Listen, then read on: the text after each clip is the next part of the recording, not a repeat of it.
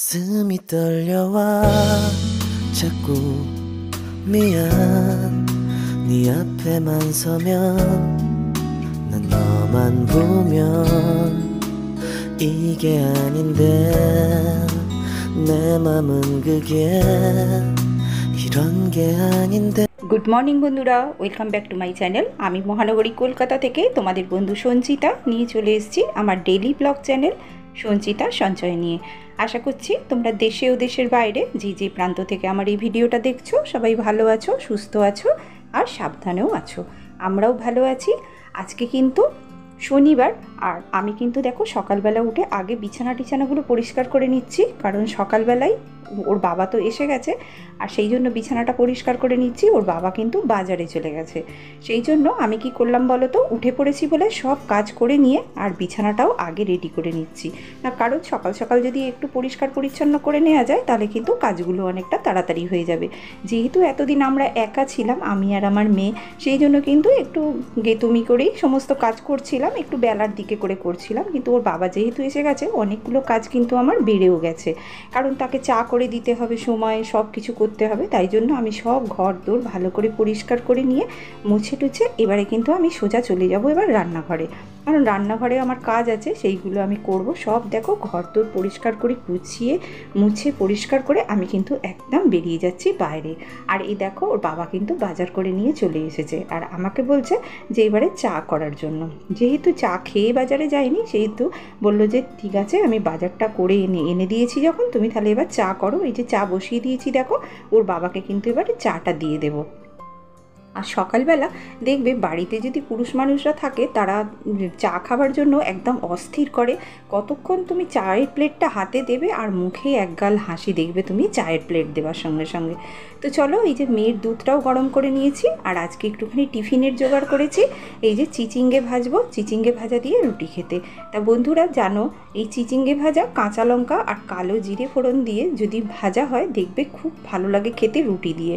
তা আমার মেয়ে কিন্তু খেতে খুব ভালোবাসে, ওর বাবাও ভালোবাসে। তা আমার এই যে আটা মেখে নিয়েছি, সকালবেলা আটা মেখে আর রুটিটা করে দেবো। এবার মেয়েরও তো খিদে পেয়েছে, তাই জন্য বললো যে মা আমাকে তাহলে একদম রুটি দিয়ে দাও আর অন্য কিছু খাবো না। তা ও আজকে সকালবেলা কিন্তু ছোলা বা আমন্ড সেসব কিছুই খায়নি, বললো আমাকে একদম টিফিনটা দিয়েই দাও। তাই এখন প্রায় 8:30 আমার করতে করতে 9টা বেজে যাবে। তা তারপরে ওকেও টিফিনটা দিয়ে দেবো আর আমরাও সবাই টিফিনটা খেয়ে নেবো, কারণ সকাল সকাল টিফিন খেলে জানো খিদেটাও কিন্তু তাড়াতাড়ি পায় দুপুরের লাঞ্চের জন্য।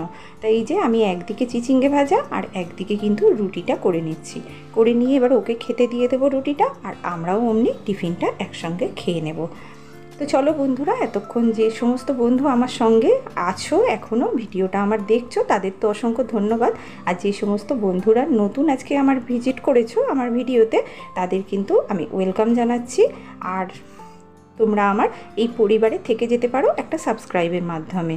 তো দেখো মেয়ের কিন্তু দুধটা যেহেতু গরম করে নিয়েছি, দুধটা আমি ঢেলে নিলাম। ওকে আজকে সকালেই দুধটা দিয়ে দেবো, কারণ অনেকটা সকাল সকাল খাচ্ছে তো, তাই জন্য দুধটা আমি ওকে টিফিনের সঙ্গেই দিয়ে দেবো। তাই এই যে রুটিটা করে নিচ্ছি, রুটিটা করে নিয়ে আর ওকে কিন্তু একদম টিফিনটা দিয়ে দেবো। আর দেখো রুটিগুলো কি সুন্দর ফুলছে, কারণ সকালবেলায় আটাটা মেখেছিলাম। জানো তো, আটা যত বেশি ভালো করে মাখা হবে না রুটিও কিন্তু তত সুন্দর ফোলে আর নরমও হয় তত ভালো। রুটিগুলো দেখো কি সুন্দর ফুলছে, আমার তো ফোলা রুটি খেতে খুব ভালো লাগে। তো চলো, এই যে রুটিটা হয়েও গেল আর আমি আমার মেয়েকে এইবারে টিফিনটা দিয়ে দেবো। সঙ্গে আমিও কিন্তু টিফিনটা খেয়ে নেব, কারণ কি বলো তো, আমারও খিদে পেয়েছে অনেকক্ষণ, সকাল থেকে উঠে অনেক কাজ করছি তো ওই জন্য আমারও টিফিনটা নিয়ে নেব আর এমনি খেয়ে নেব। আর কি বলো তো, এই কড়া থেকে না একদম মানে তুললাম না কোথাও, একদম ডাইরেক্ট পাতেই তুলে দিচ্ছি। কেন বলো তো, কড়া থেকে তুললে আবার সেই একটা থালা বাসন হবে, তার থেকে বরং এমনি তোমার হিসাব করে তুলে নিলাম, তুলে নিয়ে ওকে আগে টিফিনটা দিয়ে দিই, তারপরে আমিও কিন্তু খাবো। আর এই যে দেখো একদম কিন্তু টিফিনের থালা আমি গুছিয়ে দিয়েছি আর ও কিন্তু আমার পিছনে এসে দাঁড়িয়ে আছে জানো টিফিনটা নেবে বলে। মানে এতটাই খিদে পেয়েছে সকালবেলা উঠে। তা আমি বললাম ঠিক আছে, তাহলে টিফিনটা তুই নিয়ে চলে যা, আমাকে আর তাহলে ঘর পর্যন্ত যেতে হবে না। এই দেখো দাঁড়িয়ে আছে টিফিনটা নেবে বলে, কিন্তু মুখ দেখাতে লজ্জা পাচ্ছিল বলে মম বললো যে মা তুমি তোমার ভিউয়ার্সদের আমার মুখটা দেখিও না। তো যাই হোক, এই দেখো টিফিনটাও নিয়ে চলে গেল আর আমিও কিন্তু টিফিনটা নিয়ে নিয়েছি।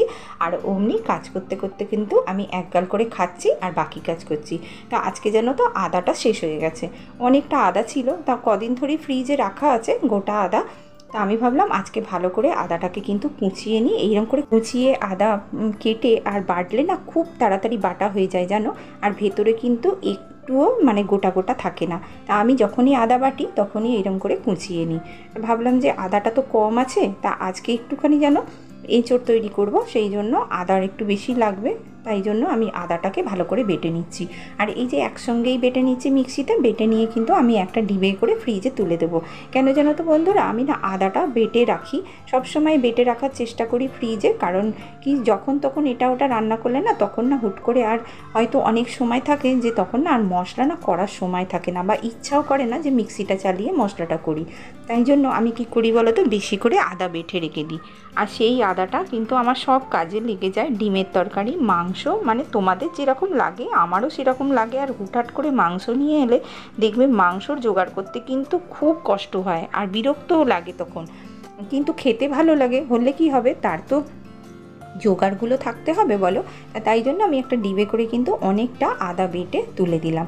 আর একটা টমেটো এই মিক্সি বাটিতেই আমি পেস্ট করে নিচ্ছি। এই টমেটোটা দিয়ে আমি মাছের ঝাল করব, তাই জন্য একটা টমেটোকে পেস্ট করে নিচ্ছি। জানো বন্ধুরা, এরম করে যদি টমেটোকে পেস্ট করে নাও, নিয়ে যদি মাছের ঝাল করো না, তাহলে খেতে কিন্তু খুব সুন্দর লাগে জানো। একবার করে দেখো, কে কে করে দেখে খেয়ে ভালো লেগেছে আমাকে কিন্তু অবশ্যই একটা কমেন্ট করে জানাবে।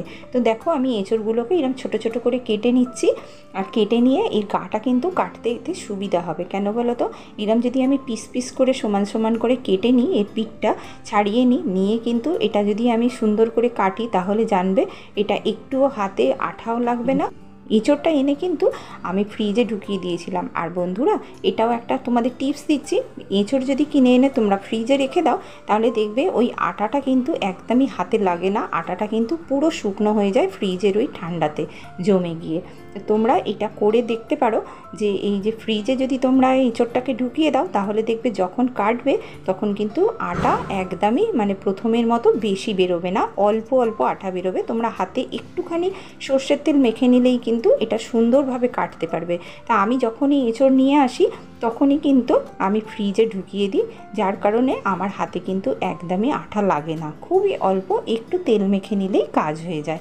তো চলো বন্ধুরা, দেখো আমার একটুখানি আদা ছিল, আর এই যে টমেটো আর কেটে নিয়েছি তোমার কাঁচা লঙ্কা, আর এই দেখো এঁচোড়টাকে আমি সেদ্ধ করে নিয়েছি। খুব সুন্দর এই এঁচোড়টা, এত ভালো এঁচোড় ছিল যে তোমাদের কি বলবো গো বন্ধুরা।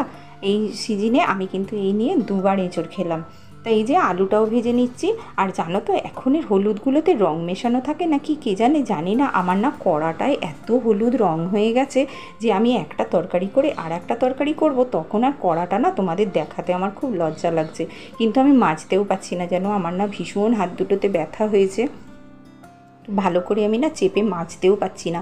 তো যাই হোক, এই যে তরকারিটা তো জোগাড় হয়ে গেছে, এইবারে কিন্তু আমি এই এঁচোড়টাকে বসিয়ে দেবো। দেখো এই দুটো তেজপাতা ফোড়ন দিলাম, আর এই যে রসুন থেতো করে রেখেছিলাম সেইটাও আমি একটুখানি দিয়ে দিলাম, আর পেঁয়াজটা ভেজে ভালো করে নুন, হলুদ, লঙ্কা, আদা, টমেটো দিয়ে আমি কিন্তু এই গ্রেভিটাকে সুন্দর করে কষে নেব। কষে নিয়ে কিন্তু আমি কি করেছি জানো, ওই যে আলুটা যখন ভেজেছি, আলু ভাজার পর ওই যে সেদ্ধ যে এঁচোড়টা ছিল, সেই সেদ্ধ এঁচোড়টাও কিন্তু আমি একটু কড়ার তেলে নেড়ে নিয়েছি, নেড়ে রেখেছি। তাতে কি হবে বলো তো, খেতে কিন্তু খুব সুন্দর লাগবে। এঁচোড় আর আলু দুটোর টেস্টই কিন্তু অনেকটা মানে বাড়িয়ে দেবে, খেতে ভীষণই ভালো লাগে। আমার বাবা জানো তো এঁচোড় করতেন, এত সুন্দর এঁচোড় হতো যে সেই এঁচোড়টা দিয়েই আমরা শুধু ভাত খেয়ে নিতাম মাংসের মতো। আর সেই কিন্তু ট্র্যাডিশনটা আমাদের এখনও আছে। আমরা কিন্তু এঁচোড় হলেও অন্য একটা কিছু না হলে হয় না, যেমন ধরো অনেকেই খায় ডিমের ঝাল, অনেকে খায় মাছের ঝাল। আমি মাছের ঝাল করি, কিন্তু আমাদের মাছের ঝাল জানো তো লাগেই না, এঁচোড় দিয়েই ভাত খাওয়া হয়ে যায় আমাদের।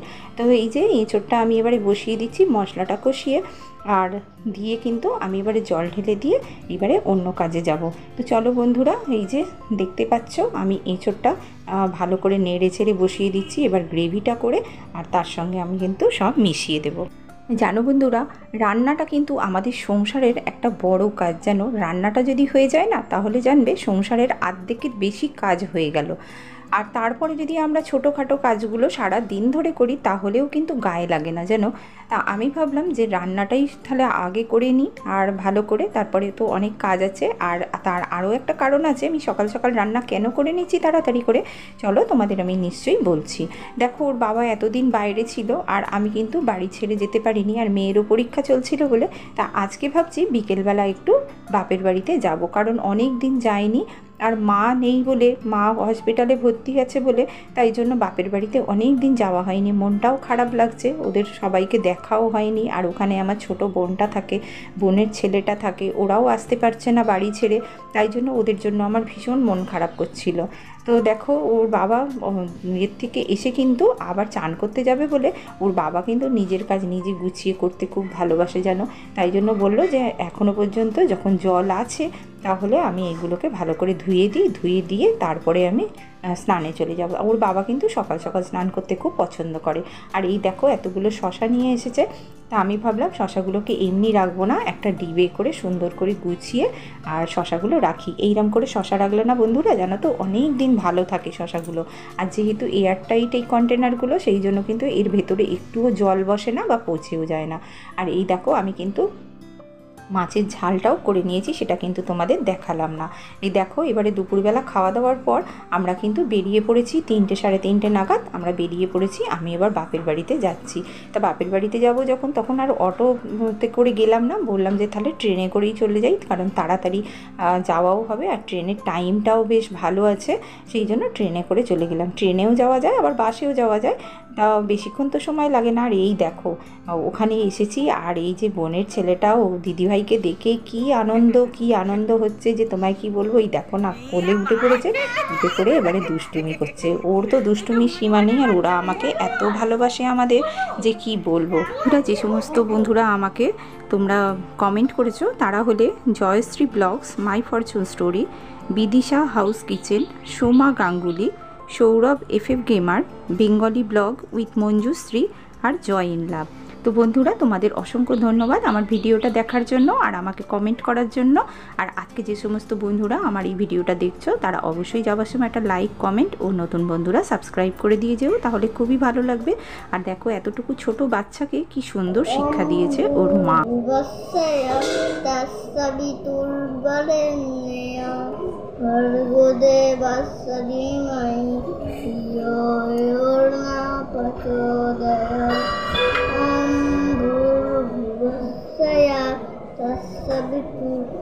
একটা ছোট বাচ্চাকে ছোটবেলা থেকেই যদি তাকে সুশিক্ষা এবং সমস্ত সংস্কার দেওয়া যায় তাহলে তার ফিউচারটা যেমন ভালো হয় এবং তার বিহেভিয়ারটাও ভালো হয়। তো ওর মা এত সুন্দর ওকে শিক্ষা দিয়েছে, আমার তো ভীষণ ভালো লাগলো দেখে। আর দেখো কিছু মেমোরিজ আমি তুলে নিয়ে এসেছি। আমার এইটা কিন্তু খুব ভালো সোনা ছেলে জানো তো, এত ব্রিলিয়ান্ট, আমার কিন্তু খুব প্রিয়, তাই জন্য তোমাদের সঙ্গে এটা শেয়ার করলাম। রাখছি আজকের মতো ভিডিওটা, দেখা হচ্ছে পরের ভিডিওয়, টাটা।